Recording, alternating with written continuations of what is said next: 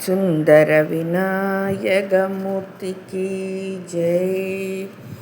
अस्य श्री आदित्य हृदय स्तोत्र महामंत्रस्य अहस्त्यो भगवान् ऋषिः अनुष्टुप्छन्तः।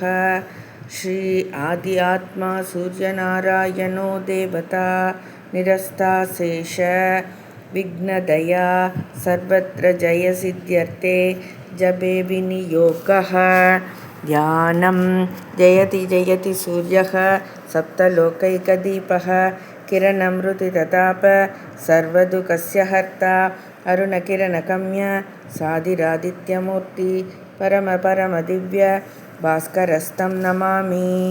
ततो युक्तपरिश्रान्तं समरे सिन्ध्यास्थितं रावणं चाक्रतो दृष्ट्वा युक्ताय समुपस्थितं दैवदैत्यसमाकम्य दृष्टुमप्याकतोरणम् उभाकम्या प्रवीत्रामम् अगस्त्यो भगवान् ऋषिः। राम राम महाबाहो शृणु गुह्यं सनातनं येन सर्वा नरीन् वत्स समरे विजयिष्यसि। आदित्यहृदयं पुण्यं सर्वशत्रुविनाशनं जयावहं जपेन्नित्यम् अक्षयं परमं शिवम्।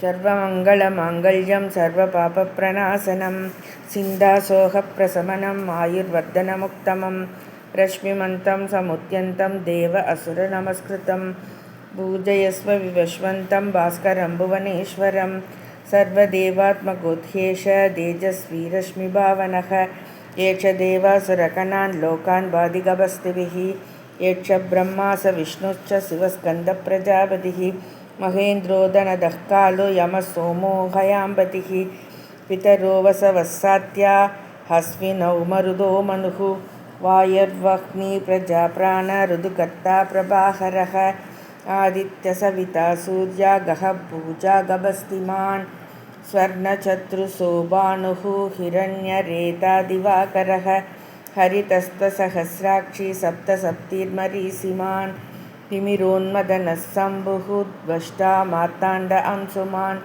हिरण्यगर्भशिशिरतपनो भास्करो रविः अग्निगर्भोदिते पुत्रः सङ्गः शिशिरनाशनः व्योमनामस्तमोभेदी रुक्यजुस्सामभारः घनवृष्टिरपामित्रो विन्ध्यवीधिप्लवङ्गमः आदपि मण्डली मृत्युबिङ्गलः सर्वतापनः कविर्विश्वो महातेजो रक्तः सर्वभवोद्भवः नक्षत्रग्रहताराणाम् अधिपो विश्वभावनः तेजसामपि तेजस्वी द्वादशात्मन्नमोऽस्तु ते। नमः पूर्वाय किरये पश्चिमायात्रये नमः ज्योतिर्गणानां पतये दिनाधिपतये नमः जयाय जयपत्राय हर्यस्वाय नमो नमः। नमो नमः सहस्रांशो आदित्याय नमो नमः। नमः उग्राय वीराय सारंगाय नमो नमः।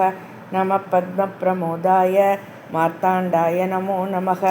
ब्रह्मेशानाच्युदेशाय सूर्यादित्यवर्षसे भास्वते सर्वपक्ष रौद्राय वपुषे नमः।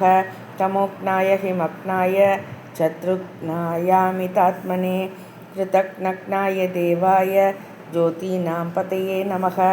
तप्तसामीकरापाय पक्नये विश्वकर्मणे नमस्तमोभिनिघ्नाय रुचये लोकसाक्षिणे नाशयत्यक्षवैभूतं तदेव सृजति प्रभुः पायत्येष तपत्येष वर्षत्येष गभस्तिभिः येष सुब्धेषु जागर्ति भूतेषु परिनिष्ठितं येष एवाग्निहोत्रं च बलं सैवाग्निहोत्रिणां वेदास्तक्रतवैश्चैव क्रतूनां बलमेव च यानि कृत्यानि लोकेषु सर्व एक्षरविप्रभुः येन मात्पशुकृतेरेषु गान्तरेषु भयेषु स कीर्तयन् पुरुषः कच्चित् नावसीतति राघव पूजयस्वैनमेकातृ देवदेव जगत्पतिम् एतत् त्रिगुणितं जप्त्वा युक्तेषु विजयिष्यसि।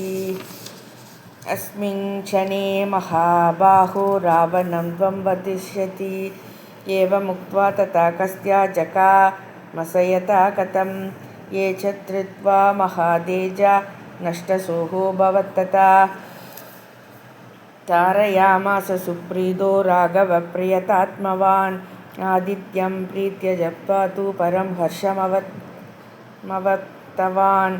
तिस्रा संयसिर्भूत्वा धनुरादाय वीर्यवान् रावणं प्रेष्य हृष्टात्मा युक्ताय समुपागमत् सर्वयक्तेन महतावते तस्य धृतोऽभवत् अतरविरवतन्निरीक्ष्य रामं मुदितमना परमं प्रहृह्यमान निशिसरपतिसंशयं विविक्त्वा सुरगणमत्यगतो वसस्वरेति बाणो भास्करमार्ताण्डचण्डरश्मिदिवाकरः आयुरारोग्यमैश्वर्यं श्रियं पुत्रां स देहि मे आदित्यहृदयस्तोत्रं सम्पूर्णम्।